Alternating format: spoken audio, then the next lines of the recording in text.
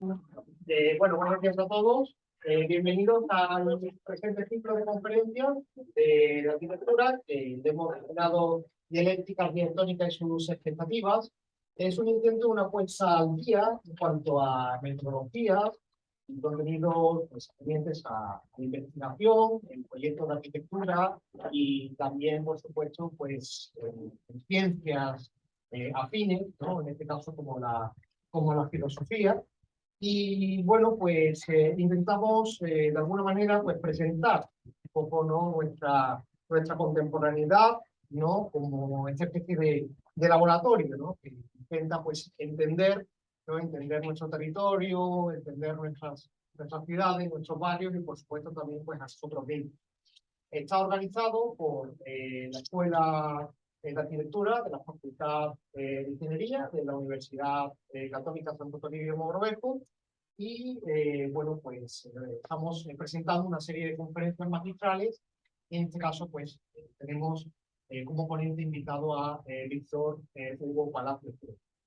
Voy a leer un resumen, su hoja de vida, que es bastante extensa. Él es diplomado y magíster en filosofía por la Universidad de Navarra, España. Tiene estudios de doctorado por esta misma universidad. Es además licenciado en Ciencias de la Educación, en la especialidad de Historia por la Universidad de Piura, así como diplomado en Filosofía y diplomado en Historia, también por la Universidad de Piura. Es miembro colaborador del Círculo Peruano de Fenomenología y Hermenéutica y del Círculo Latinoamericano de Fenomenología. Es autor del libro La forma de nuestra arquilla, el cuerpo y la interrelación como lugares de lo humano. Desde la ventana, Memorias de una cuarentena, y Piura, en Mario Vargas Llosa, en su obra. Citas piuranas en la ficción y reflexión del escritor. Asimismo, es coautor de los libros Miremos la muerte, editado por la Universidad de Antioquia, en Medellín, Julio en la Rosedal, Memorias de una escritura sobre las obras literarias de Julio Ramón Ribeiro, publicado por la Universidad de Piura, El personalismo, reflexiones desde lo contemporáneo, y forma ermita la arquitectura en la relación de lo vivo y lo no vivo. Tiene, bueno, pues también capítulos, ¿no? En libros y, bueno, pues ha sido también expositor en encuentros académicos organizados en Montevideo, Bogotá, Loja, Ecuador, Lima, Santiago de Chile y Sevilla. Ha publicado artículos de su especialidad, de Pericia y Humanidades y Filosofía de Perú, Uruguay, Colombia, México y España. Es autor de más de 170 artículos de opinión sobre temas de actualidad en prensa en Piura, Chiclayo, Trujillo y Lima.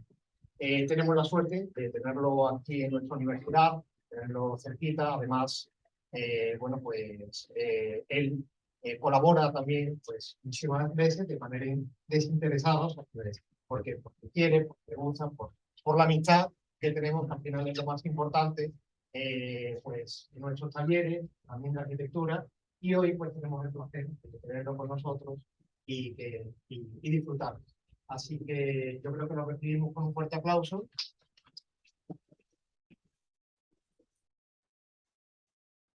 Muchísimas gracias. ¿Me escuchan bien? Genial, genial. Solo tengo una pequeña cosa que contradecir al tan amable presentador. Al decir que colabora de forma desinteresada, en realidad debieron entender de forma sumamente interesada, porque nunca aprendo tanto, nunca me voy tan lleno de la universidad como cuando me involucran, no sé qué manera, me filtran o infiltran, perdón, de las actividades de esta escuela, que es también una de las más, en mi opinión, fructíferas, animadas y más genuinamente universitarias, justamente en esta universidad, por esto, por el encuentro interdisciplinar, ¿no? Que es necesario porque nunca las realidades son estrictamente o económicas, o jurídicas, o arquitectónicas, o filosóficas. Las realidades involucran una gran variedad de facetas y aspectos, y sobre todo son humanas. Bien, hablando de lo humano, ya entramos en nuestro terreno. Yo profundamente agradecido por su atención, su tiempo aquí. Hay que decir que cuando nos presentamos, como en este momento, por ejemplo, hace un momento, o de otra forma menos académica, no académica incluso, nunca nos presentamos al encontrarnos, por ejemplo, en Starbucks, en la cola de algún supermercado, donde fuere, nunca decimos de nosotros que somos lo que la metafísica cuenta que somos. Nadie se saluda con alguien por primera vez diciendo, hola, ¿qué tal? Soy animal racional. Siempre damos de nosotros referencias particulares y todas ellas, vengo de Uterbo, Chota, San Ignacio, de Piura, de Xlayo, tengo 3 amigos, estudio esto, cuando era chiquito estuve aquí, en fin, ¿no? Todo lo que contamos hace alusión a una vida en el mundo. Eso quiere decir también una vida en el espacio. Esta es la gran conclusión de la mirada filosófica y antropológica en particular del último siglo y pico, a esa vieja tradición respetable de la metafísica, desde la cual, en mi opinión, es imposible entender cómo somos. Claro, el gran punto de partida en ello lo dio, lo saben probablemente, Martin Heidegger, con aquella vieja noción, esa frase, esa palabra prácticamente compuesta en el lenguaje de Heidegger, ser en el mundo, ¿no? Todo lo que ello implica, pero sobre todo que va a todo de la corriente de la tradición metafísica y de muchas filosofías para las cuales el humano se entendía, en mi opinión, incoherentemente, como una suerte de espíritu en el mundo material, como una especie de fantasma superpuesto a la Tierra. La experiencia de la pandemia, con todo su impacto y su dolor, nos recordó bruscamente que seguíamos siendo, a todos los efectos y consecuencias, plenamente terrestres. Y de hecho, decir ser en el mundo no es únicamente mencionar nuestro lado vulnerable, nuestra biología frágil, expuesta. Es también aludir a vínculos biográficos, a acontecimientos, afectos y pertenencias. De ahí que quizá una de esas pertenencias o vínculos que más nos importa hoy trabajar es esta aludida por un poeta francés con lo que siempre tiene de inimitable lucidez la poesía, ¿no?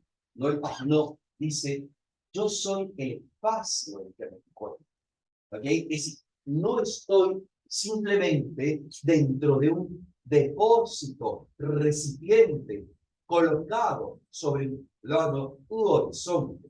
En realidad, siento la tierra, las paredes, la gente, lo que ocurre dentro de unos límites que a veces no son tan claros, es algo que yo también soy.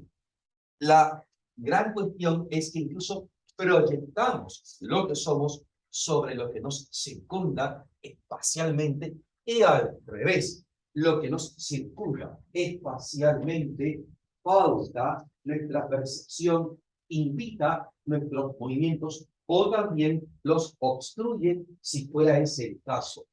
¿De acuerdo? Bien, pero de cualquier modo, el espacio no debe ser pensado más como una exterioridad, ¿no?, envolvente, como una periferia. Ni siquiera, ¿verdad?, los vínculos que llamamos sociales son algo comparable a una membrana. No, es algo que interactivamente participa de nosotros. Ese es un viaje que podríamos tal vez compartir en otra oportunidad. Pero yendo hacia el tema del espacio, si comprendemos bien a qué aspira la filosofía, caeremos pronto en la cuenta de que no es más que esto y no lo que habitualmente sospechamos, en lo que a menudo proyectamos prejuicios, estereotipos o malas experiencias, ¿no? La filosofía, en mi modesta experiencia, es la menos abstracta de todas las disciplinas. Para mí, la más terrena, la más hasta, diría yo, visceral, la más terrestre de todas las disciplinas, y lo voy a demostrar enseguida. La filosofía es una, para llamarla prontamente en coherencia con la anterior, es un ejercicio de comprensión de esta mundanidad del ser en el mundo, de que hablaba Heidegger y de que hablaban, perdón, muchos filósofos después de él. ¿Okay? Miren la etimología cómo lo confirma. Filosofía, ¿no? Lo que todos sabemos, amor a la sabiduría. Pero esa descomposición etimológica es el punto de partida de un hallazgo de imprevisibles consecuencias. Amar, saber. Eso equivale a amar unas verdades, ¿no? Pero lo interesante viene aquí. Hay muchas formas de discutir qué es la verdad, pero detrás de todas esas discusiones está la noción clásica de verdad. Más o menos esto, un estar mentalmente, subjetivamente, en concordancia con las evidencias de lo real. No siempre con lo real mismo, porque a veces no es accesible todo lo real, pero al menos sí la coherencia entre lo que yo digo, pienso y las señales de que disponemos de los hechos, ¿no?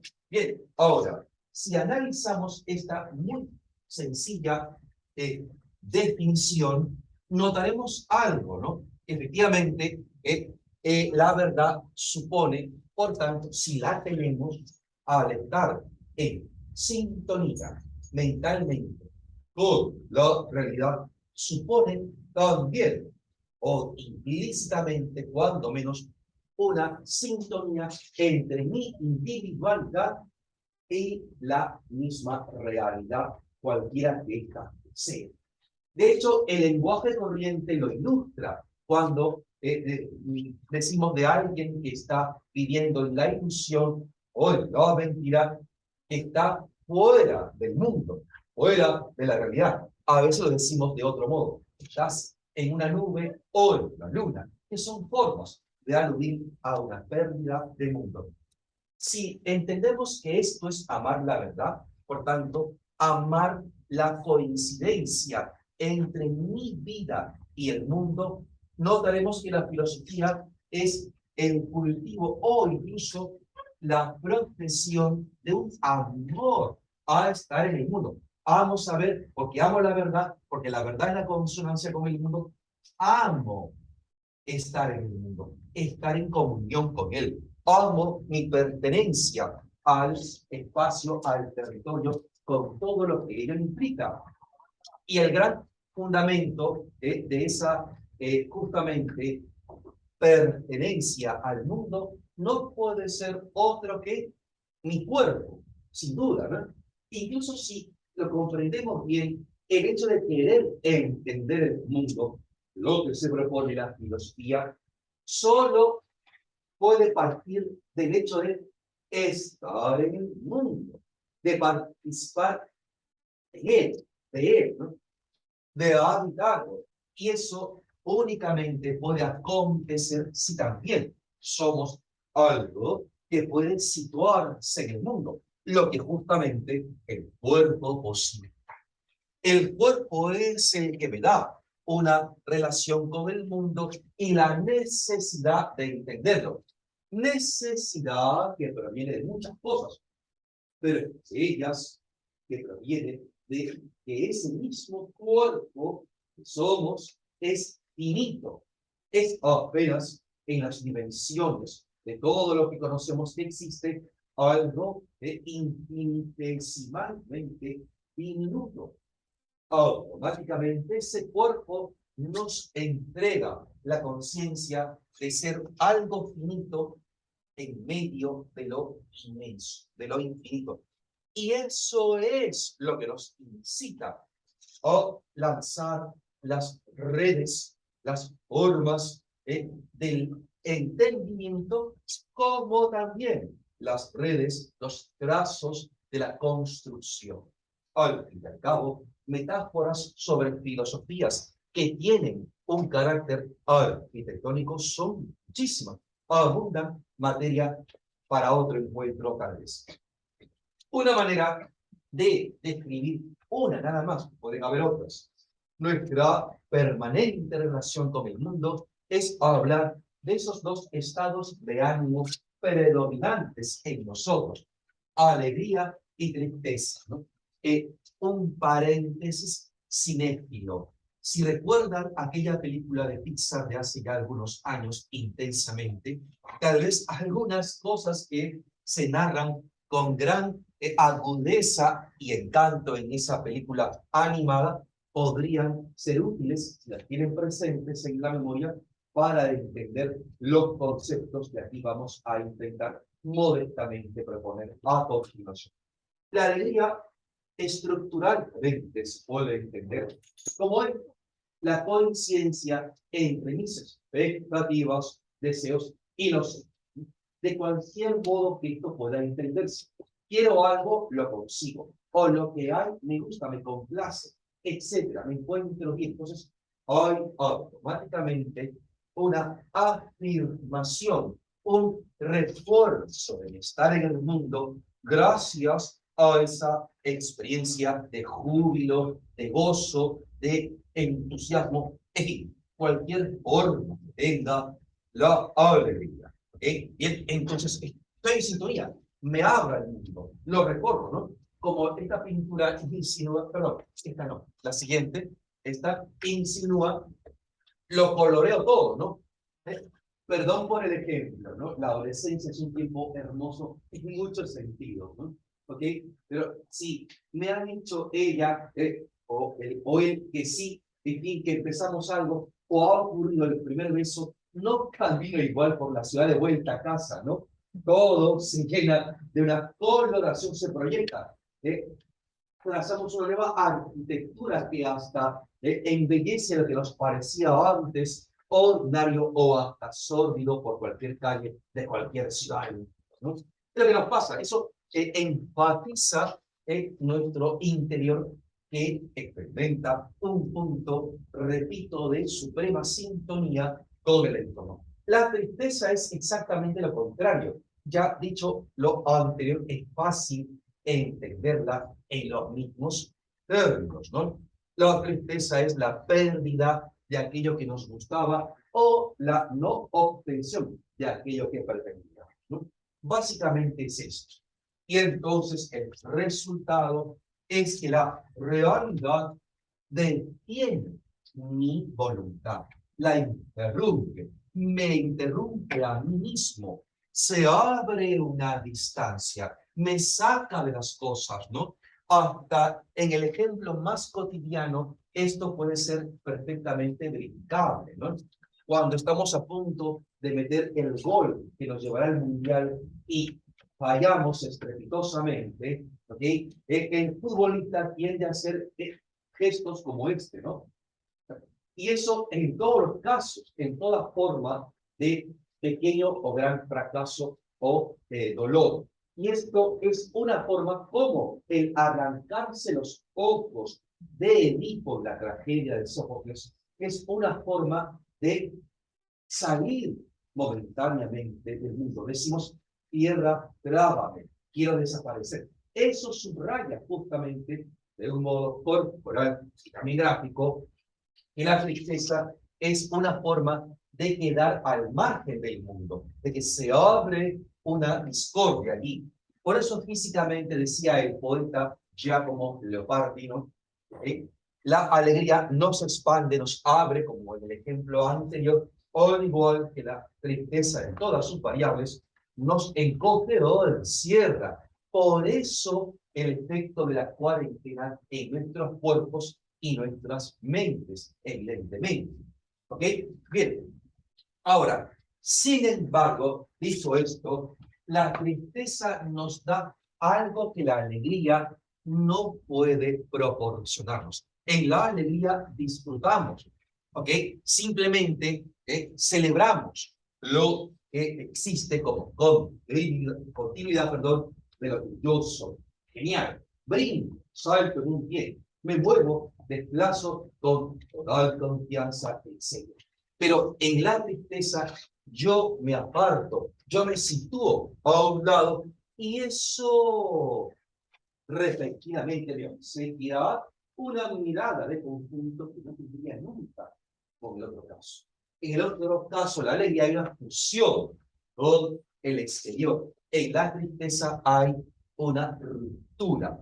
Y eso me da a mí la condición de espectador. Miren, un escritor húngaro, a mí me gusta muchísimo, admito, Sándor Márai, en sus diarios de senectud, cuenta así el dolor provocado varios días después por la partida del gran amor de su vida, Lola, su esposa que agonizó penosamente en fin. Dice lo que ustedes están viendo, ojalá y lo leo también. Me encuentro solo en un vacío similar al que rodea al astronauta en el espacio, donde ya no actúa la gravedad que lo mantenía sujeto a la Tierra. Todo flota, él mismo, los objetos, el mundo. Muy coincidente con lo que intentaba contar aquí. Pero no es el único caso. La literatura, el cine, la pintura está repleta de ejemplos al respecto. Miren a nuestro querido Ribeiro, Julio Ramón Ribeiro, en el famoso cuento que quizá muchos conozcan, a la liberación, y esa sentencia que aparece allí, todo el que sufre se vuelve observador, y que otro poeta portugués, Fernando Pessoa, también décadas antes de Ribeiro, igualmente anotaba en su bello, pero también dramático libro del desasosiego. Todo observador es extranjero. Claro, extranjero viene de extra, fuera. Para observar hay que estar afuera. En ese sentido, es bien interesante cómo esta alegoría de Alberto Durero, muy famosa, llamada Melancolía, ya varios siglos antes igualmente lo incluía. En realidad, si revisamos todos los objetos, símbolos que llenan esta imagen de grabado, el compás en manos de ese ángel, ¿no? La esfera, el reloj de arena, una escalera, un poliedro, en fin. Algunos hasta ven herramientas de la arquitectura allí. ¿Ok? Bien, de acuerdo. Pero todos son símbolos que aluden o a la técnica o a la ciencia, por tanto, a la sabiduría. Y la sabiduría es un estado de melancolía, porque la sabiduría supone permanecer en cierta manera distante. Tiene ese lado gris, de estar fuera por un tiempo. ¿Ok?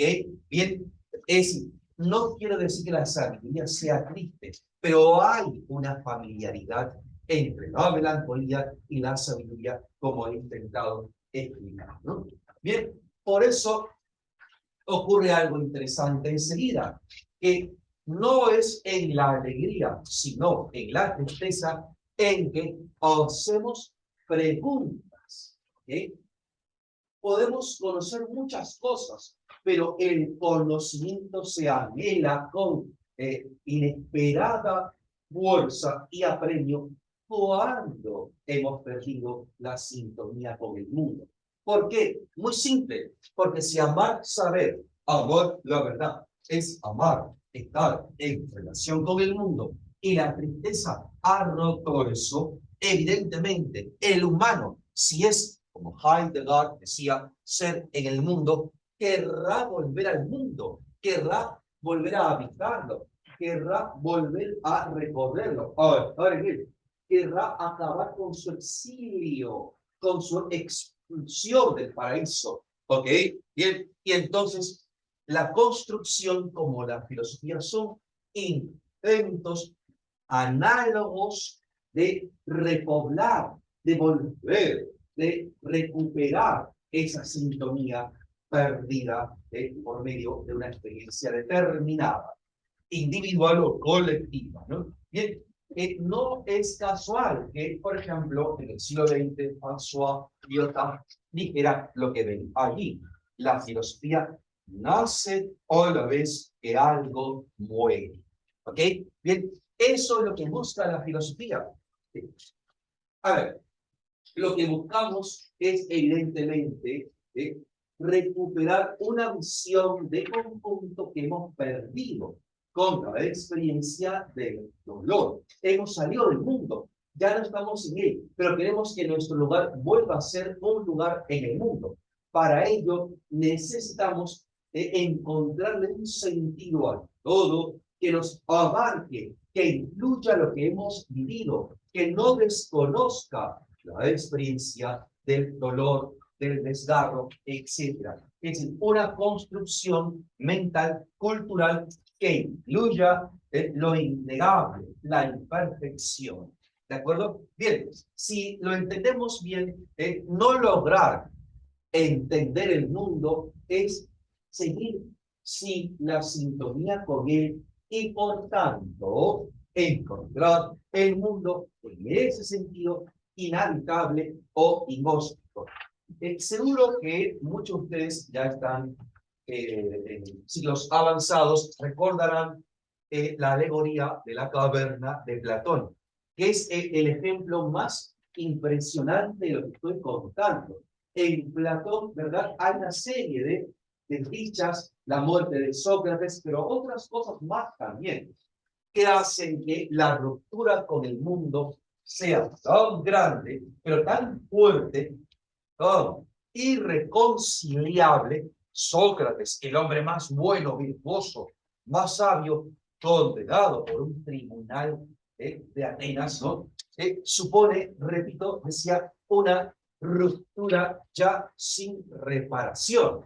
Y entonces es por eso que la única forma que tiene Platón de rehabilitar el mundo es salir de este mundo para proyectar otro mundo paralelo y superior a este, donde sí sea posible esa consonancia perdida.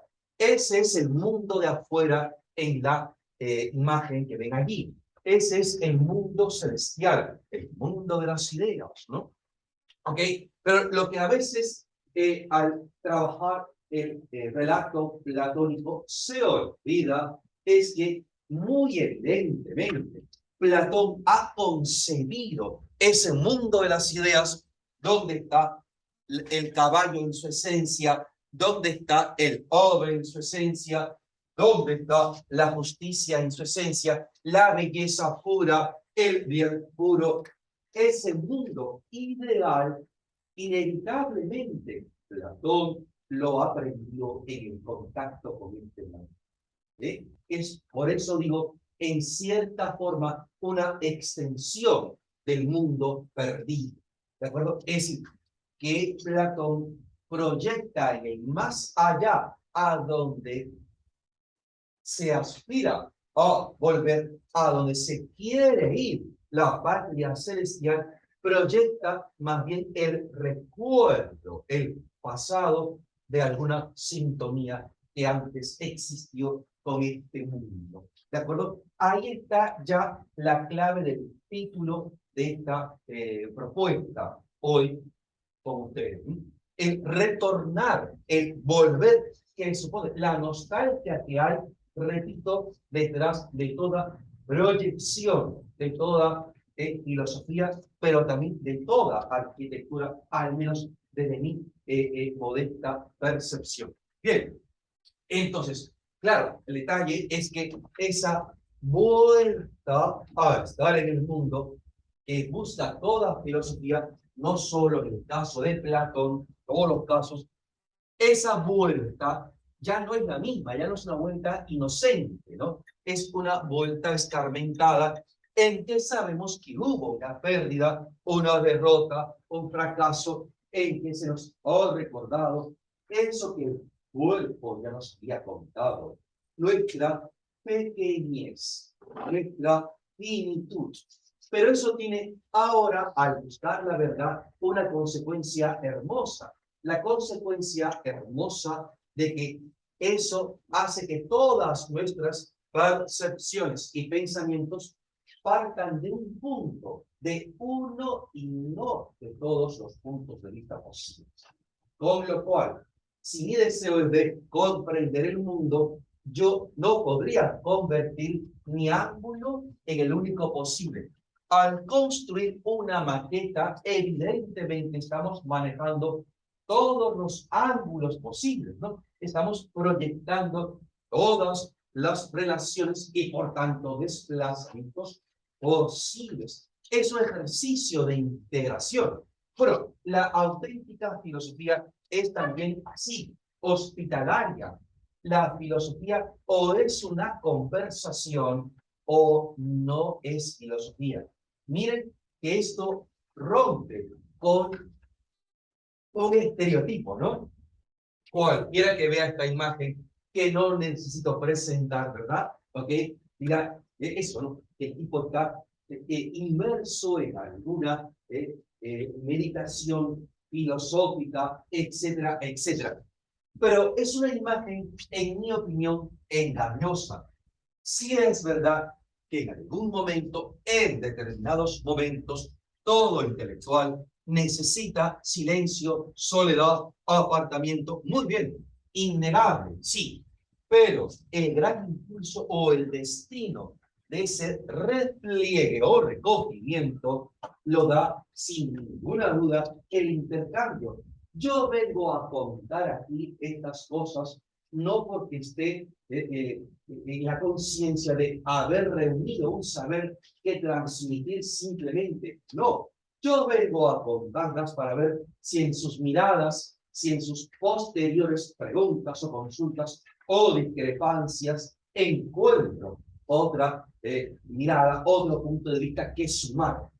Esa forma de buscar la verdad, el ensimismamiento, en mi opinión, es una imagen muy moderna, muy posterior a Descartes sobre la filosofía como una actividad introvertida, individual, que no es fiel a lo que otros tiempos han creído que era el ejercicio del pensar. Esta imagen célebre que tampoco necesito presentar lo ilustra vivamente, ¿no? Para el pensamiento clásico, no todo, pero sí gran parte de él, incluido Platón, y como no Sócrates, ¿no? La búsqueda de la verdad se efectúa a través de un encuentro, de un diálogo, de, por tanto, un compartir algún espacio. El diálogo supone que dos cuerpos o más, dos espíritus, entran en comunicación y eso requiere un soporte, un piso, unos límites. Chicas, chicos, por eso sus frustraciones en gran parte con una época de única virtualidad, de Zoom. ¿Por qué? Porque ahí no había encuentro, no estaban con nadie, estaban en contacto con señales de los demás, ¿okay? Con sombras platónicas de los demás, y no con las personas mismas. Si puedo permitirme esta reflexión crítica, ¿no? ¿Ok? Pero también lo ilustra una imagen muchísimo más antigua. Esto ya es más emocionante.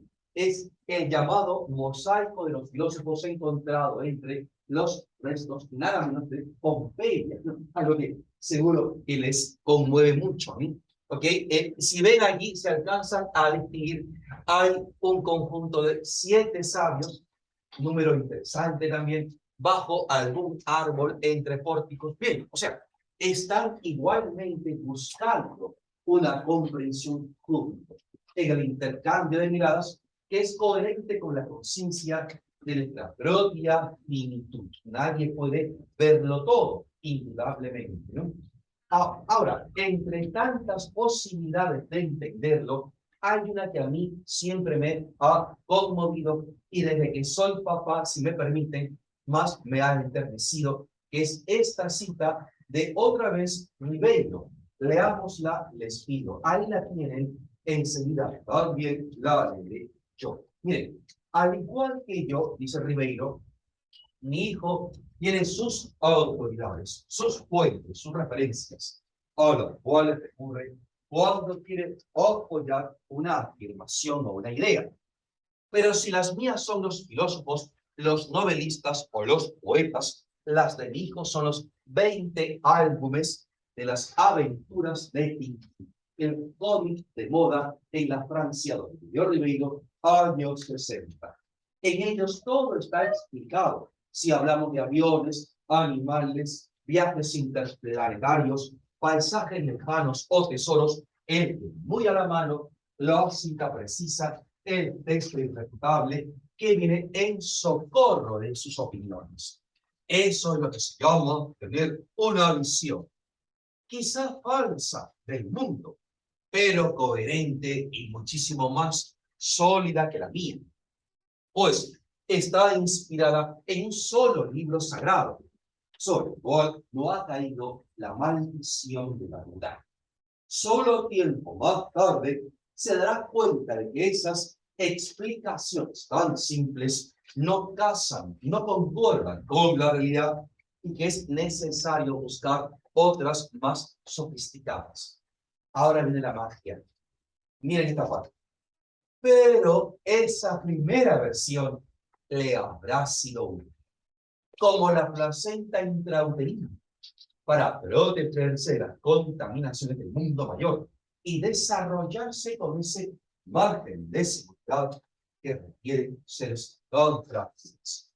La primera resquebrajadura de su universo coloreado, gráfico, será el signo de la pérdida de su candor y de su ingreso al mundo individual de los adultos, después de haber habitado el genérico de la infancia, del mismo modo que en su cara aparecerán los rasgos de sus ancestros, luego de haber sobrellevado la máscara de la especie. Entonces tendrá que escrutar, indagar, apelar a filósofos, novelistas o poetas, entre paréntesis, como yo, diría Ribeiro, para devolverle a su mundo armonía, orden, sentido, inútilmente además. ¿Ven? Perdón. No está diciendo Ribeiro con ello que la búsqueda de comprensión es, en cierta manera, la añoranza del cobijo intrauterino. Mi sensación es que sí. Es que sí. La descripción que hace Ribeiro de lo que significan los álbumes de Tintín para su pequeño hijo no es gratuita. Hay allí, repito, un mundo a pequeña escala. Y eso era también lo que teníamos nosotros dentro de mamá. Noten qué preciosa imagen, discúlpenme, de una obra de arte de impalpabilidad de Fujihata, un artista japonés, de hace ya buen tiempo. Porque efectivamente notan que hay una mano, una esfera, ¿no? Una mano de bebé. Es una imagen sobrecogedora porque efectivamente dentro del cuerpo de mamá un mundo cálido, húmedo y abastecido. La punta de nuestros dedos roza lo que nos cubre y por ello hay una coincidencia entre mi cuerpo y la totalidad del universo. En cierta manera, el universo del tamaño de mi cuerpo, ¿no? Claro, alguien podría pensar también en el hombre de Vitruvio como una involuntaria o no alusión a esta búsqueda, a este deseo de recobrar una sintonía con lo esférico. ¿Ok? Bien, entonces, ¿qué hacemos cuando intentamos pensar o construir según lo que me parece haber encontrado? Lo que buscamos es justamente volver a encontrarnos en un mundo acogedor, en un mundo que permita nuestro reposo, nuestro movimiento, nuestros afectos y memorias, ¿no? ¿Ok? Michel Serres dice, nacer es exponer lo endeble a lo áspero, lo tibio a lo helado, lo blando a lo duro y lo tierno a la violencia. Claro, efectivamente, por eso el nacimiento es siempre un acontecimiento traumático, es una expulsión del paraíso, una pérdida de sintonía que luego toda la vida, en largo de la existencia, intentará con mayor o menor fortuna recordar que eso es intentar cobijarnos con estructuras, con límites, con una techumbre, con también ideas que proyecten alguna clase de orden, armonía y sentido, como Ribeiro decía. Noten cómo el propio Michel Serres y luego el más conocido para ustedes, probablemente, Peter Sloterdijk, dicen muy coincidentemente desde diferentes recorridos intelectuales. Dice Michel Serres, apenas se puso de pie, lo primero que el humano buscó fue un proyecto de refugio para encontrar la bola perdida. Por eso buscamos un techo, por eso habitamos. Y es lo termino. El humano es el viviente que busca que su estancia sobre la tierra experimente el continuo que supuso para él el tiempo sin tiempo del periodo prenatal. Edificaciones y ciudades responden al impulso atávico de recobrar una impultura y vivir en esferas. Y vuelvo a Ribeiro, ya en camino aquí, el último tramo de mi intervención.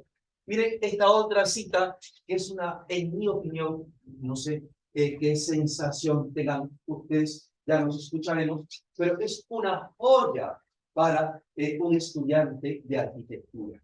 ¿Ok? Bien, dice, es necesario dotar a todo niño de una casa.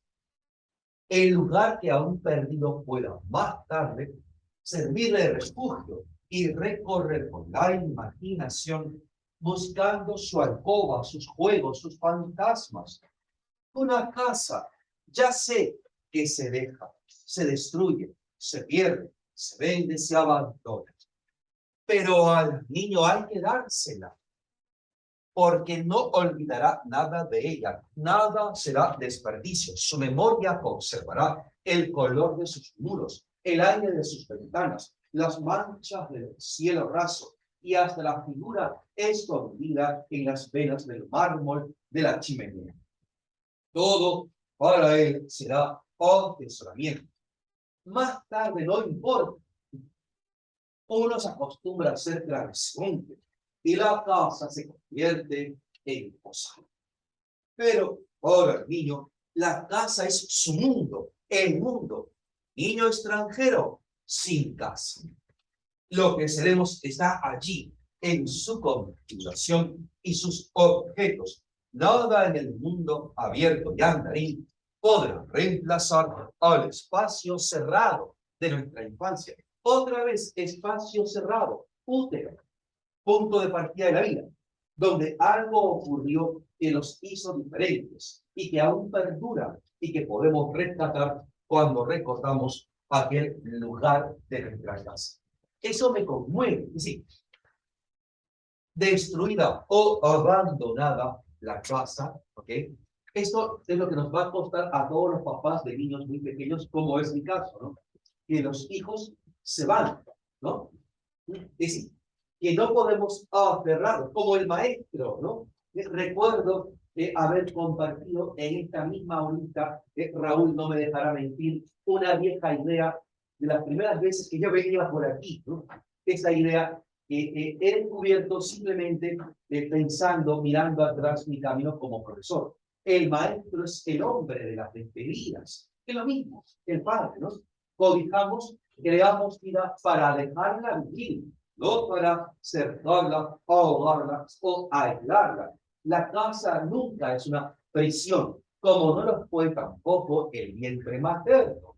Partimos siempre, o sea, siempre en algún momento dejamos atrás algo, perdemos algo. No hace falta, si recuerdan mi exposición sobre la tristeza, por tanto, que hayamos vivido una gran tristeza, aunque pueda que sí, para entender la nostalgia de esa armonía, de esa comunión. El caso es que, hermosamente, como Ribeiro dice, una vez que hemos partido de una casa, dejar a ella atrás, la llevaremos con nosotros. Esto me fascina. Quiere decir que el pensamiento y la memoria se volverán el lugar de lo que ya no está, ¿cómo decirlo? La arquitectura impalpable de lo perdido, la casa de la casa. ¿Ok? Otra vez la idea de el pensar como un intento de auditar. ¿Ok? Bien, en ese sentido, no hay duda de que también hasta el mismo Aristóteles, ¿ok?, llegó a insinuar esto conscientemente o no, al decir que en el pensar, en el conocer, el alma es de alguna manera todas las cosas, porque lo que hacemos al conocer es llevarnos por dentro lo conocido. Conocer el mundo es querer tenerlo dentro, querer llevarlo con nosotros. Toda cosa que conocemos nos acompaña. Al comernos una manzana, necesariamente la destruimos y transformamos. Pero al conocerla o amarla por medio de una pintura como la de un Paul Cézanne, lo que hacemos es que esa imagen, idea de la manzana, nos integre, forme parte de nosotros y nunca más se consuma. O sea, conocer es una forma de permitir que dentro del mundo continúe y sobreviva en cierta manera. ¿Ok? Por tanto, miren, chicas, chicos, ahora terminamos poniendo todo de cabeza. Heidegger decía que el humano es ser en el mundo. Bueno, la filosofía y la arquitectura, la edificación, a su manera, es también un intento de lo contrario, de que hablemos de el mundo en el ser. ¿Okay? La casa es, por ejemplo, ¿no? Menciono de las casas porque es una de las construcciones más dotadas de simbología para todos, no solamente para los arquitectos, etcétera, ¿no? La casa es un lugar no únicamente de reunión de quienes la habitan o de la familia, en fin, es de reunión de lo vivido. Necesitamos un cobijo para compilar, para rememorar, para materializar incluso esos recuerdos, ¿no? Bien, por tanto, hay que decir, ya vamos acabando, que construir y pensar tienen esa sorprendente similitud, que son formas y trazos para reunir dos o más personas que intercambian puntos de vista, pero también para reunir lo que vamos acopiando, lo que vamos viviendo, lo que va integrando nuestra cara, que transmite en algún momento, ¿verdad?, una historia, ¿no? Un rostro biográfico, ¿no? Esto me recuerda ahora que tengo aquí también la compañía tan placentera de estudiantes mías, perdón, de chicas, ¿no? De derecho, ¿no? Efectivamente, que escuchan una cita de la actriz Anna Magnani, ¿recuerdan, no? Italiana de los años 50, 40, 60, que decía, miren, que a contracorriente esto, a su maquilladora antes de rodar una escena. No me ocultes mis arrugas, que me ha llevado una vida lograda. El vislumbre de un cuerpo que cuenta una historia que es la suya y la de nadie más, y que además ella tuvo la valentía de vivir, ella que padeció muchas cosas que no viene al caso ahora mencionar. Pues bien, también como el cuerpo es biográfico y lo que nos rodea es una proyección de nuestro cuerpo, también los espacios que delimitamos, que suscitamos, las formas que proyectamos con las ideas, buscan igualmente reunir y expresar lo vivido, lo acontecido. Pero, repito, advierto, nada de ello quiere decir que se trate de una burbuja, de una isla, de un compartimento hermético. Todo lo contrario, no podemos reunir el mundo en nuestra mirada. Eso sería deslizarnos hacia un peligroso dogmatismo, ¿no? ¿Ok? En que terminaríamos peleados no solo con el mundo. ¿Ok? Por tanto, hay que abrir la filosofía, cada propuesta filosófica, cada construcción, obviamente, hasta por razones elementales, de aire, luz, etcétera, ¿no? Hay que abrirlo al infinito. Cada construcción es un intento de delimitar, pero al mismo tiempo de abrir lo delimitado o la inmensidad. ¿Cómo lo hace la construcción? Obvio, le acabo de decirlo, ¿no? Ventanas, exteriores, azoteas, balcones, muchas formas que ustedes conocen inmensamente mejor que yo, ¿no? Patios, por ejemplo, también jardines, etcétera, ¿no? Ya, caminos, ¿no? Pero, ¿cómo lo hace la filosofía? El efecto buscado es el mismo. La filosofía, la auténtica, busca insinuar que hay más allá de lo que reunimos a través de algunas ideas, pero sobre todo a través de metáforas y silencios, a través de algunos necesarios vacíos, ¿no? Por donde vuelve a entrar el aire puro de la realidad. De ahí la importancia, bella imagen de una película, del umbral, como otro lugar, otro trazo metafórico importante para la arquitectura y para la filosofía, ¿no?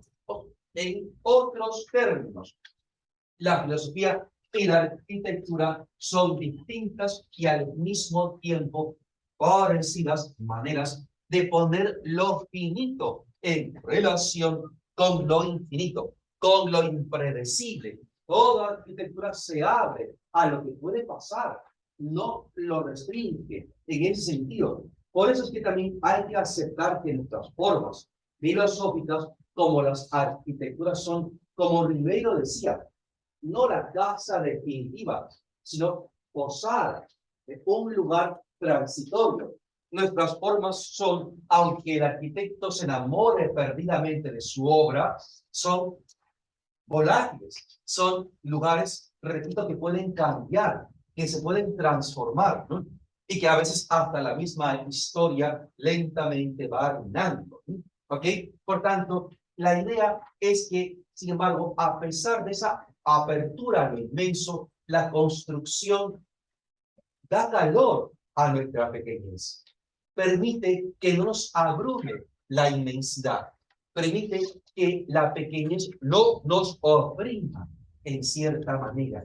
Por eso digo, hay allí una relación de lo pequeño con lo inmenso, de lo que se toca con lo que se avista. ¿Ok? Por eso, repito, construir y pensar son modos de civilizar, de en cierta manera proyectar a través de la mirada, de la idea, del trazo, nuestra relación permanente con el mundo. Y por ello también, efectivamente, una forma de amar, de acoger, ¿no?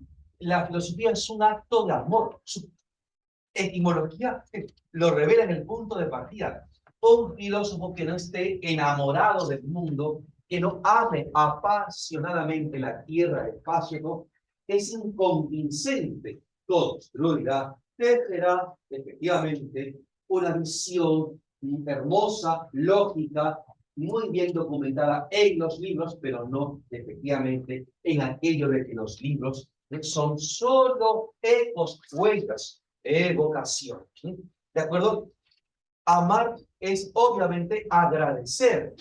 Una voluntad que ama es una voluntad coleccionista. Los enamorados coleccionan cosas, ¿no? Coleccionan fechas, momentos, objetos, rituales. Todo para ellos es, al fin y al cabo, un elemento que acompaña la relación, porque toda relación, como toda vida, ocurre en el mundo, ocurre en lugares entre cosas, ¿no?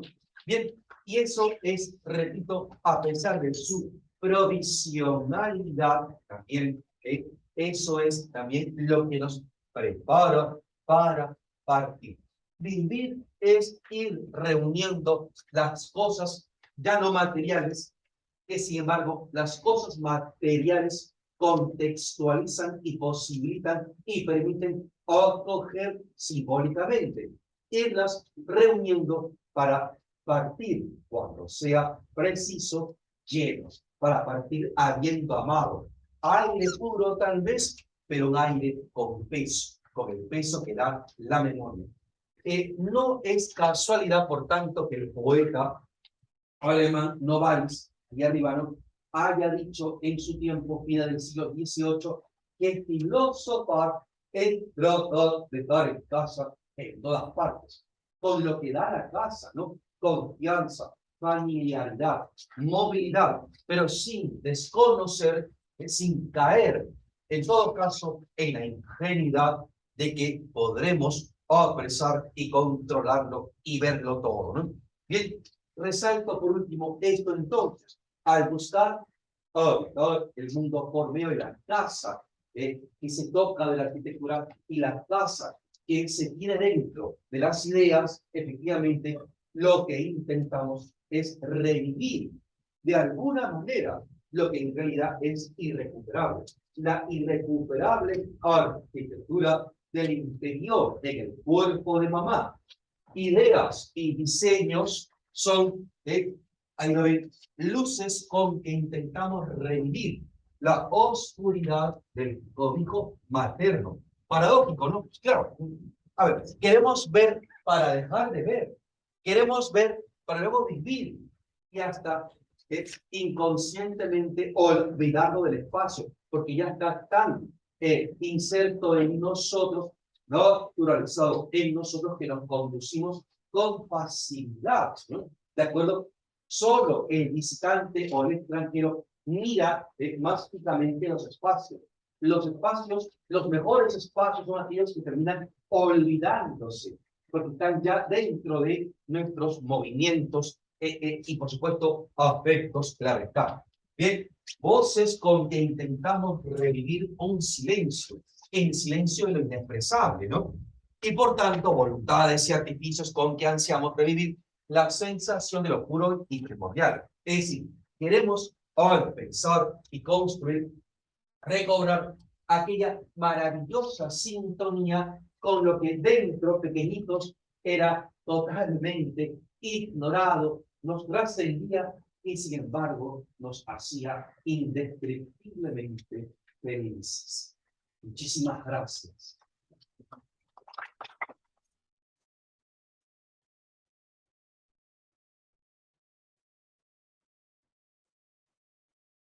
Y tal vez haya algunos minutos para escucharnos.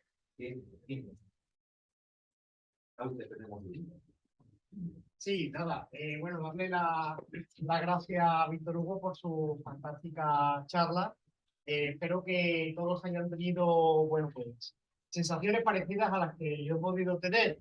La charla me ha ido transportando ¿no? a diferentes momentos, a diferentes pensamientos, ¿no? Yo creo que es algo parecido a la sensación que tienes, ¿no? Cuando lees un libro que te gusta, ves una película que te emociona, ¿no? Que te lleva, que te va como transportando, ¿no? Te va llevando, va, pues, digamos, haciendo como más grande, ¿no? Tu imaginación. Y bueno, pues, la verdad que escuchar a Víctor Hugo, pues, me genera esas sensaciones que son muy positivas y que me las llevo, y lógicamente después pues uno va decantándolas, las va procesando y pues las va haciendo propia.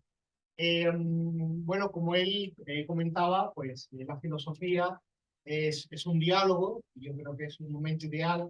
También en arquitectura, sabemos que en arquitectura pues se construye también muy parecida a la filosofía. En los talleres también dialogamos, ¿no? O sea, al final pues ponemos algo sobre la mesa, ¿no? Una maqueta, un papel, un lapicero, y sobre eso pues vamos construyendo ese diálogo. Así que no pierdan la oportunidad y hagan pues las preguntas que tengan. Ninguna pregunta es baladí, o sea que todas son bienvenidas, y también por supuesto los comentarios que puedan tener. Eh, Buenos días con todos. Primero es felicitarlo por la exposición. Creo que sostería un poco lo que también dice Raúl, ¿no? Entonces, arquitectura es desde que uno empieza el momento del diseño, tiene o recoge aquello que está percibiendo, aquello que está afuera, pero también lo que está dentro, ¿no? Y te transporta. Creo que nos hace ver lo que queremos plasmar al final en un proyecto, esa idea que a veces cuando escuchamos a los chicos, pero es que arquitecto, o sea, no me llega acá, no me llega la inspiración, ¿no? Como para poner o plasmar en el diseño lo que queremos, ¿no? Sobre un determinado proyecto, ¿no? Pero creo que eso tiene que ir acompañado de lo que usted nos acaba de decir. Ese transportarse tiene que ver mucho también con la parte de la lectura, de lo que está en nuestro alrededor, de esos signos, de esos símbolos, de esas sensaciones, y que la arquitectura pues los tomamos para poder diseñar, ¿no? Y mientras que no lo hagamos nuestro, pues vamos a estar como esas cajitas que pueden estar ahí pero que no tienen nada. Creo también que a veces este es como un ejercicio constante y que sobre todo los estudiantes de arquitectura creo que los anima también a poder ir encontrándose en este camino hasta que no salgan de la universidad, pues no lo van a dejar, ¿no? Así me parece esto una buena inspiración de hacer un ejercicio continuo para el diseño, ¿no? Que nos acerca mucho en lo que usted está hablando acerca de filosofar al final. Creo que la arquitectura también es un poco de eso, ¿no? Arquitectural, ¿no? Sí, así es, ¿no? Es Mi que comentario. hay algo que no sé si ustedes han tenido en cuenta en su trayectoria. Todos aquí han pasado por cursos de filosofía, ¿no? Yo he llegado a dar, con mucha fortuna, también alguna vez, incluso en tiempos Zoom y antes de Zoom, clase de filosofía para toda la arquitectura. No sé si coincido aquí con alguien, pero los primeros filósofos de la historia, según las huellas disponibles, justamente llamaron a aquel principio que ordenaba presuntamente la inmensidad del existente, la fisis, lo llamaban arge, que se escribe arch, ¿no? Arge, que es la raíz justamente de arquetipo, y un montón de palabras, ¿no? Archi, prefijo de otros vocablos, y también de arquitectura. ¿De acuerdo? O sea que la arquitectura es una, entre comillas, tectónica de una clave que todos necesitamos. Hay algo en común.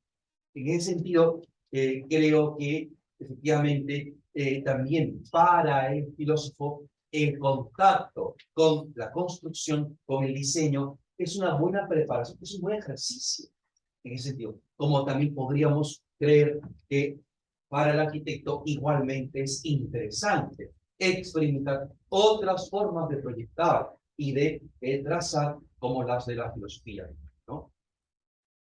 Por cierto, buena parte de lo que he contado, no todo, pero sí buena parte, 90%, casi 80% de lo que he contado es parte reordenada de otro modo de mi asignatura de antropología filosófica, por ejemplo, ¿no? Que voy a decir si la organización me lo permite esta mañana, que está reunido en el libro que acaba de publicar una editorial de arquitectura en España, Recolectores Urbanos, la forma de nuestra silla, el cuerpo y la interrelación como lugares del humano. Es una forma, repito, una manera también de decir que al fin y al cabo lo que estoy contando no es algo ajeno a mi rutina, a mis clases, a mis lecturas cotidianas. Todo lo contrario. O sea, ve, las conexiones que tenemos son enormes, enormes, repito, ¿no? Y vuelvo a decir, como le contaba a Raúl ayer, que en toda formación académica, toda cultura, no solamente de un universitario, sino de cualquier ciudadano, algunas nociones de arquitectura son necesarias, algunos pequeños principios que son también muy formativos, porque al fin y al cabo no hacemos más que vivir en arquitectura, ¿no? Buenas o malas, etcétera, ¿no? Pero no hacemos más que movernos entre espacios, ¿no? Y efectivamente la conciencia de esos espacios es algo que incentiva una mínima cultura arquitectónica, digo, ¿no? ¿Alguna pregunta? No, bien. Me llamó la atención bastante, buenos días con todos, Me llamó bastante la atención una función que hizo durante la presentación, ¿no? Que es pensar como un intento de habitar. Dicho esto, lo pongo, bueno, invito a la dialéctica y pongo una situación en la cual el ser humano que vive no solamente dentro de casa, no solamente vive, bueno, rodeada de esta arquitectura como una membrana que lo cubre y lo protege y le da cierta seguridad, sino también hablando a la interrelación que tiene esa persona que habita con otras personas que comparten, ¿no? Generalmente, pues, por naturaleza es un ser social.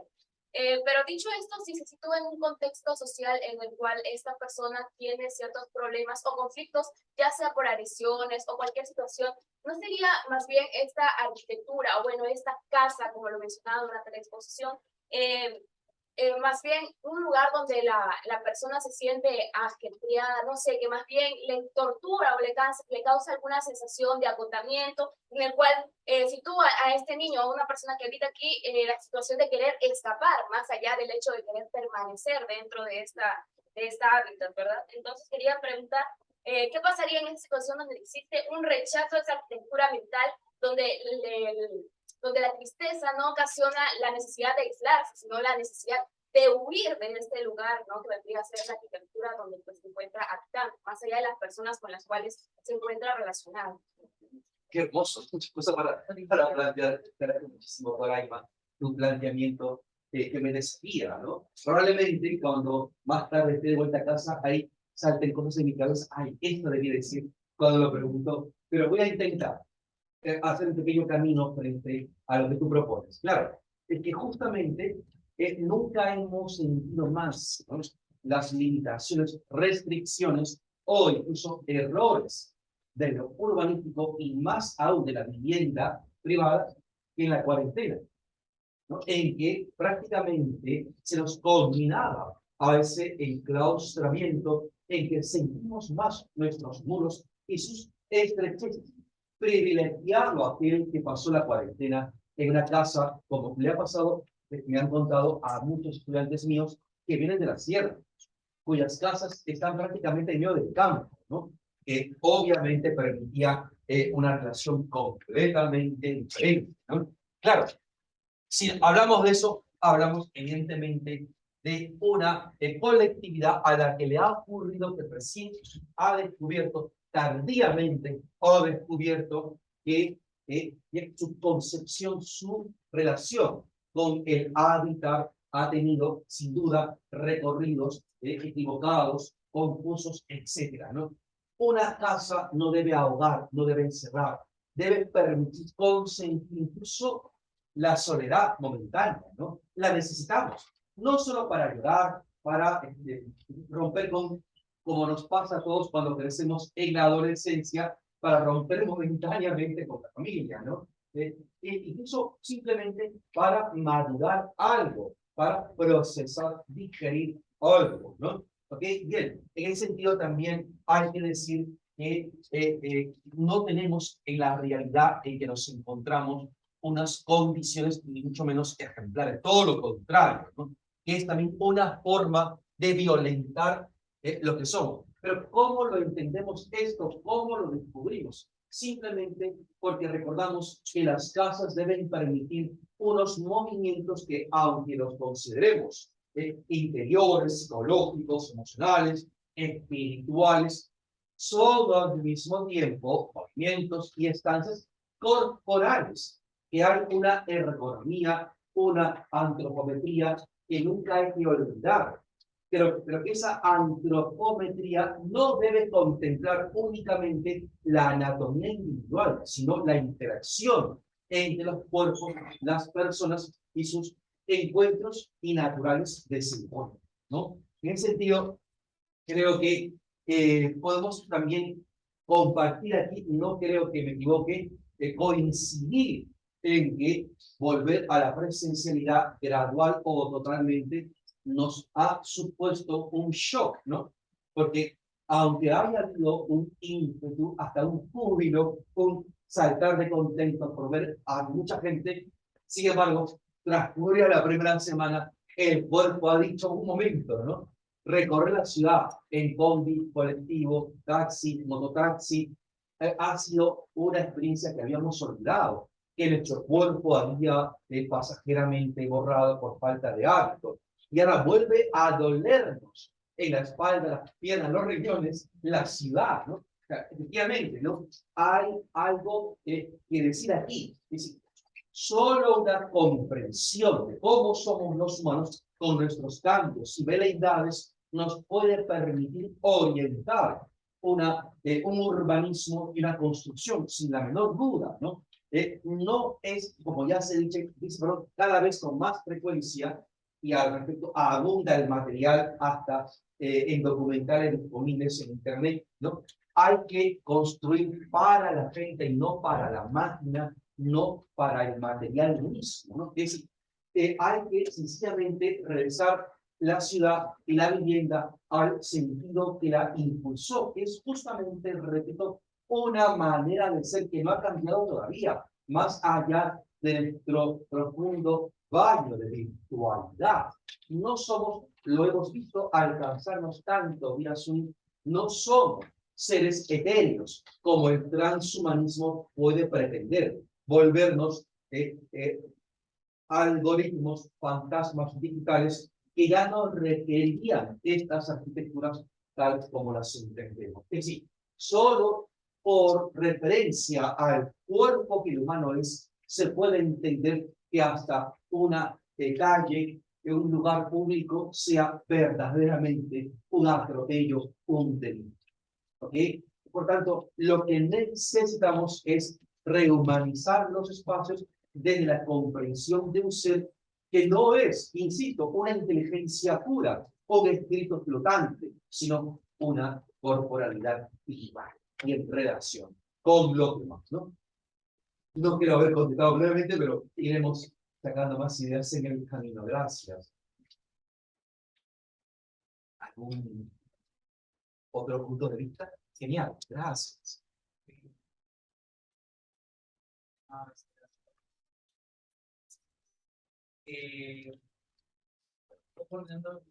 Un poco disperso.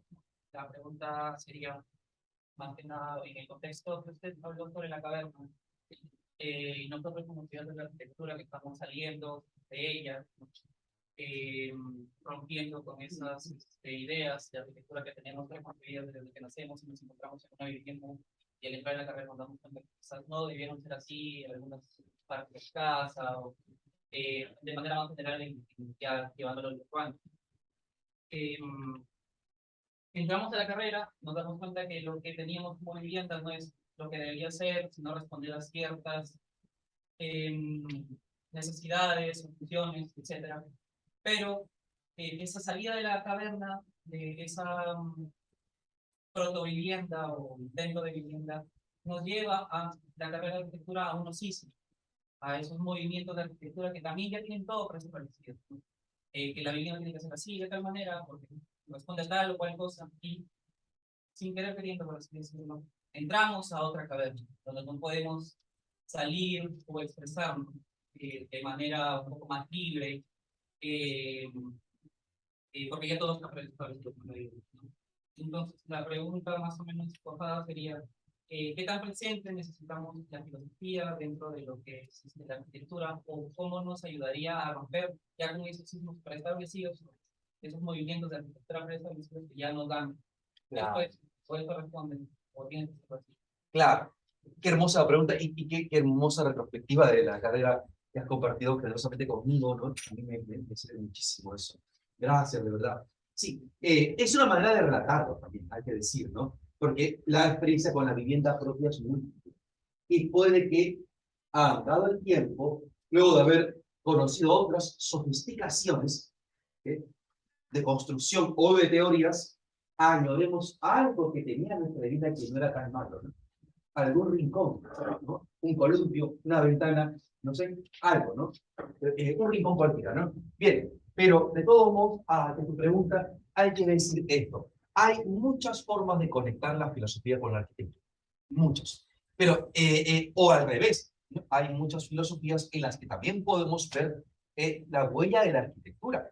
Hay filosofías que se ramifican, que se estructuran, que se esquematizan, que trazan corredores, que vuelven, en fin, ¿no? Aristóteles, Tomás de Aquino, Kant, ¿no? Y otros, ¿no? Tienen probablemente todas las cualidades para ser comparadas sus ideas con la arquitectura. Bien, ya está. Pero o también podemos hablar hasta de algunos conceptos básicos, ¿no? Espacio, luz, habitar, ¿no? Sí, hay muchas formas de vincular la filosofía con la arquitectura, pero desde mi experiencia, que no es la única posible, sin embargo, al menos desde la que yo puedo hablar, la relación más fructífera, más realista, más indispensable es, repito, entender que la construcción efectivamente no es un ejercicio de abstracción, sino que es la proyección, repito, de nuestra relación con el mundo de determinado tipo de actividades y necesidades, ¿no? Es decir, yo debo entender que al fin y al cabo algo elemental, pero que hay que volver a tener en cuenta que la construcción es para que sucedan cosas, para que les pasen cosas a personas, a seres que tienen nuestra constitución, nuestra naturaleza, seres que tienen unas medidas promedio, ¿no? Que tienen una forma de moverse y que tienen también emociones, que tienen también procesos, etcétera, ¿no? E interacciones, ¿no? ¿De acuerdo? Bien, eso es lo fundamental. Pero en esa comprensión de que toda construcción se asienta en el entendimiento previo de una figura humana, hay que entender que esa figura humana no puede ser ejemplificada totalmente por el hombre de Vitruvio de Da Vinci, que no podemos convertir esa silueta en la imagen única de los humanos, porque es muy simple, muy simple. Los nativos canacos de la Polinesia, no entenderían que alguien diga que el humano es esto, el hombre de Vitruvio, porque para ellos el humano como individual no existe casi.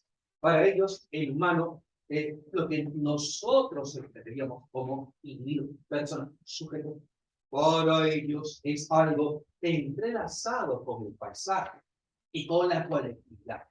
Al tal punto de que, según cuentan antropólogos, ellos tienen las mismas palabras para la corteza de un árbol que para la piel del cuerpo, ¿no? Para ellos el humano participa, es una estancia más, ¿no?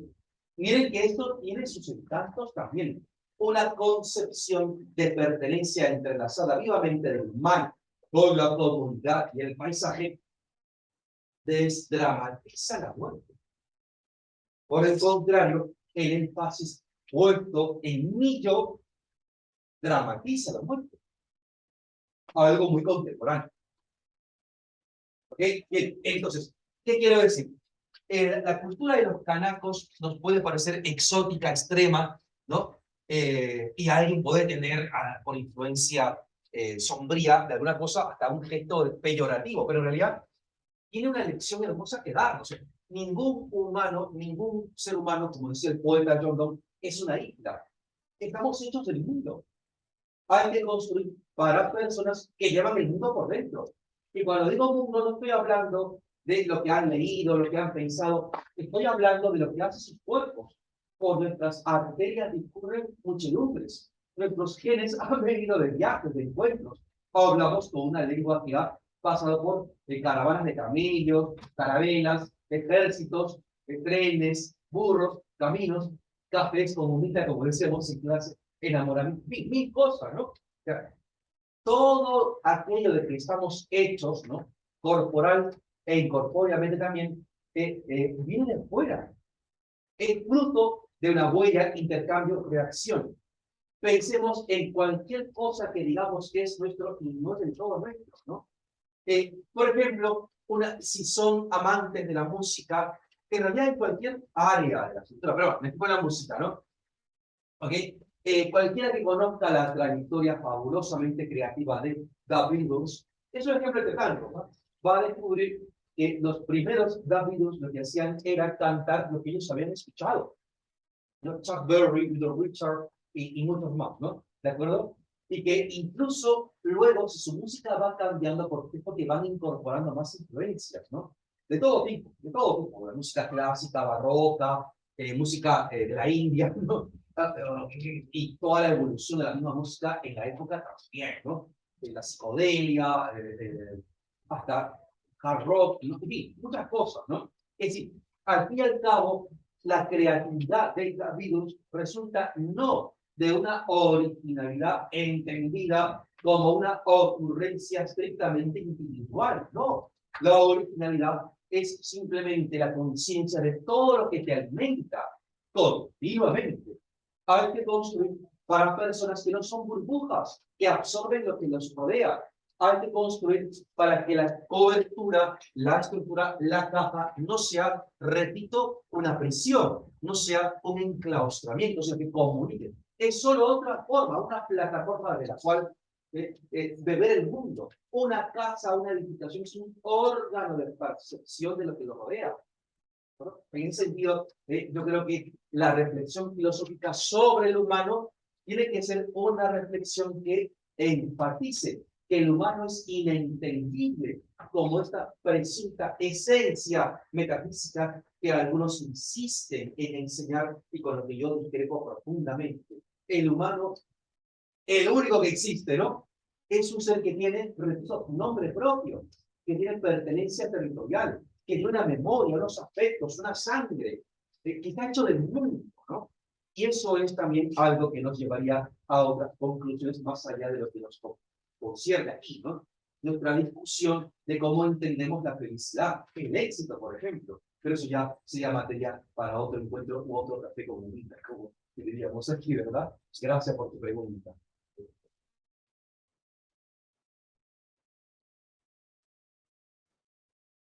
Yo no me quedo con si bueno las ganas. Conforme he sido hablando, era inevitable pensar en el abrazo, en el cobijo, el a dónde volver. Y se me vino a la mente el abrazo latinoamericano de Nicomedes de Santa Cruz, que deben conocer, y para quienes no lo conozcan, igual lo leo, ¿no? Mi cuate, mi socio, mi hermano, aparcero, camarada, compañero, mi pata, hijito, paisano. He aquí mis vecinos, he aquí mis hermanos, las mismas caras latinoamericanas de cualquier punto de América Latina, indo-blanquinegros, blanquinegrindios y negrindo-blancos, rubias bembonas, indios barbudos y negros lacios. Todos se quejan. Ah, si en mi país no hubiese tanta política. Ah, si en mi país no hubiese gente paleolítica. Ah, si no hubiese tanto militarismo, ni oligarquía, ni chauvinismo, ni burocracia, ni hipocresía, ni clerecía, ni antropofagia. Ah, si en mi país. Alguien pregunta de dónde soy. Nací cerca del Cusco, admiro a Puebla, me inspira el ron de las Antillas, canto con voz argentina, creo en Santa Rosa de Lima y en los orillas de Bahía. Yo no coloreé mi continente, ni pinté verde al Brasil, amarillo a Perú, roja a Bolivia. Yo no tracé líneas territoriales separando al hermano del hermano. Ah, si en mi país poso mi frente sobre el río Bravo, me afirmo pétreo sobre el cabo de Hornos, hundo mi brazo izquierdo en el Pacífico y sumerjo la diestra en el Atlántico. Por las costas de Oriente y Occidente, 200 millas entro a cada océano. Sumerjo mano a mano y así me aferro a nuestro continente en un abrazo latinoamericano. Creo que los límites para nosotros terminan siendo límites mentales y que deberíamos tener esa apertura, abrir los brazos para poder acoger lo que venga, ¿no? Finalmente, si nos limitamos a decir esto es lo que soy y lo que me estás contando tú, dejamos pasar muchas oportunidades de crecer personalmente, profesionalmente, colectivamente, que es finalmente creo lo que nos está haciendo falta. Dejar el individualismo y abrir los brazos para este abrazo arquitectónico filosófico, ¿no? Hermoso, Jorge. Sí, qué amable tú. No había escuchado nunca estas décimas de Nicomedes. Gracias por ese regalo. Ya les dije, yo me voy lleno siempre de acá. Por eso yo vengo muy interesado, no desinteresado, Raúl. Al contrario, siempre pasan cosas acá. Gracias, de verdad. Es una buena respuesta a tu pregunta, ¿no? Es maravillosa. Es más, yo diría, yo hubiera dicho si hubiera conocido esto de Nicomedes antes, que si pasaba algún contratiempo y tuviera que decirle a Raúl con tanta tristeza, no llegaré, habría dicho, por favor, en mi lugar, con a mi comensita, porque habría sido en cierta manera lo mismo. Ahora, más allá de eso, sí, un apuntecito inevitable. Claro, la frontera efectivamente sido un símbolo de muchas cosas, ¿no? De exclusiones, aduanas, prohibiciones, exilios, ¿no? O encierro, ¿no? Sí, claro, el muro de Berlín es una imagen pesada en todos los sentidos que aún tenemos en la cabeza, sí. Pero más allá de cómo se levante la frontera, en mi opinión modesta, yo sí creo que la frontera es necesaria. Yo sí creo que es conveniente que se trace un lindero más allá del cual sea otra cosa, otro país, otra cultura, otro vecino, otro lugar simplemente, ¿no? ¿Por qué? Porque esa frontera es lo que justamente, si no es barrera, sino más bien solo esa frontera, se convierte en lo que yo contaba antes, el umbral. O sea, la oxigenación, la invitación a ir y volver. Necesito una frontera porque también necesito reunir, no dispersarme, ¿ok? Necesito tener una identidad. Nadie es todos en ese sentido, sí es todos en otros sentidos. Cada cual tiene un rostro, una biografía, una historia propia, ¿ok? Necesita delimitar, eso es indudable. Si no, no existiría todo lo que existe, la construcción delimita, claro está. ¿Ok? Pero si la frontera se convierte en una barrera, ya no es frontera, es más bien un tratar de decir el mundo acaba aquí. Y eso ya no es una frontera, eso ya es un límite cósmico o algo así, que es absurdo, que es evidentemente absurdo, ¿no? Claro, en ese sentido, más bien la frontera debe ser el medio por el cual yo me reconozca en lo que he reunido y al mismo tiempo me permita otra vez seguir alimentando lo que he reunido e ir y de repente, inopinadamente también, lograr esa vuelta de las cosas que van y vienen, ¿no? Es gracioso como también la historia de la cultura es tan gráfica al respecto, ¿no? Como escarbando en comidas, en canciones, y me imagino que también en estilos arquitectónicos uno puede encontrar, repito, mestizajes, encuentros, todo, ¿no? ¿Ok? Para los japoneses, Kurosawa, no sé si lo conocen de cine, ¿no? Es demasiado occidental. Para los occidentales, Kurosawa es muy japonés, ¿no? Es curioso, ¿no? Y Kurosawa se alimentaba tanto de su cultura como del cine. John Ford, por ejemplo, y otros directores norteamericanos que él había podido ver. O sea que eso no supuso en ese caso una restricción, sino más bien una creación, ¿no? Ahora, claro, eso me remite otra vez a tu pregunta, ¿no? El diseño arquitectónico que uno debe encontrar, me imagino yo, se puede decir lo que se dice también de la música, el arte, ¿no? Es el propio, ¿no? Y uno quizá, luego de viajar por otras cavernas, se encuentra que lo que necesita no es copiar, no es reflejar, sino encontrar el propio diseño, el propio estilo, la propia manera, porque cosa que cuesta un montón, que puede costar toda la vida de repente, ¿no? Pero, ¿por qué la propia? No por un capricho, no para lucir, no para destacar, no para vender más, ¿no? Sino, o de una marca propia, sino sobre todo para que ese estilo propio recoja lo que hemos encontrado y sea original en ese sentido, de ser una digestión propia de mi propio vida, pero que me refleje también en lo que he encontrado. O sea, de donde vengo a lo mejor no todo es desechable, ¿no? Hay cosas bien interesantes que yo voy a añadir a lo mío y que harán que, obviamente, sea algo en ese sentido original, ¿no? La mejor manera de ser original, no recuerdo qué escritor lo decía, es simplemente ser uno mismo, ¿no? Y lo mismo es también de dónde viene. No rechazar todo aquello de no todo está mal, ¿no? Hay algo, ¿no? A veces ese algo ha sido ensuciado, sepultado por ciertos vicios esnovistas, muchos de ellos, ¿no? O simplemente por ciertas cuestiones histórico-políticas muy complejas, ¿no? Pero obviamente lo más interesante es no llegar al desarrollo, al contrario, ¿no? Ok, gracias.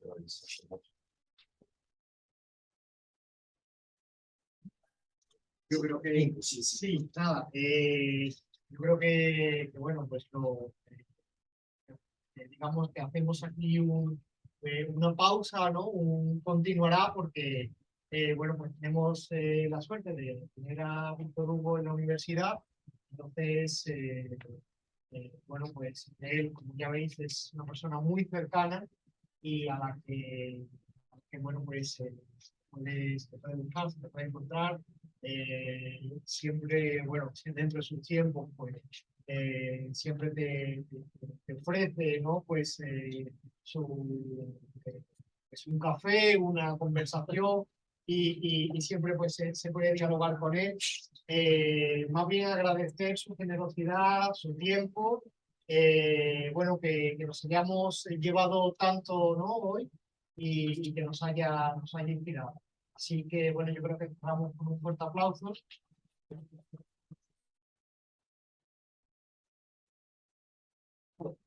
Muchas gracias a ustedes que me han concedido también una casa, una posada para unas ideas. En realidad, no es verdad que en la investigación, en el deseo de entender el mundo, la vida, ¿okay? Uno la entienda en su cuarto, ante su computadora, en su despacho, una mesa, y luego vaya y la disputa. No es así, es al revés. Solo porque vamos a encontrarnos, me apresuro a afirmar, a clarificar lo que creo entender. Y solo exponiéndolo, eso que creía entender existe por fin. Las ideas existen para ser transmitidas, ¿de acuerdo? Y ustedes les han dado realidad, lo cual no quiere decir que sea una realidad definitiva. Como todo lo que hay allí en esa estructura que me encanta ver, estas ideas también están en construcción. Son bocetos, y si hay que necesitar alguna en el camino, lo haremos con gratitud, pero sin mayor drama. Porque de hecho, efectivamente, si vuelvo a repetir esta conferencia en otro lado, no va a ser la misma conferencia, porque ya aquí me han dado bastante, me han dado mucho, ¿ok? Y no podría hacer ya lo mismo después. Nunca nadie es después tras un acontecimiento, y más aún no, tan extrañable. Gracias a ustedes y sus generosas atenciones. Por si acaso, dejo acá ejemplares del libro que deben usar por si quieren simplemente ojearlo, curiosearlo y nada más de eso. ¿De acuerdo? Gracias otra vez, de verdad, de todos sentidos.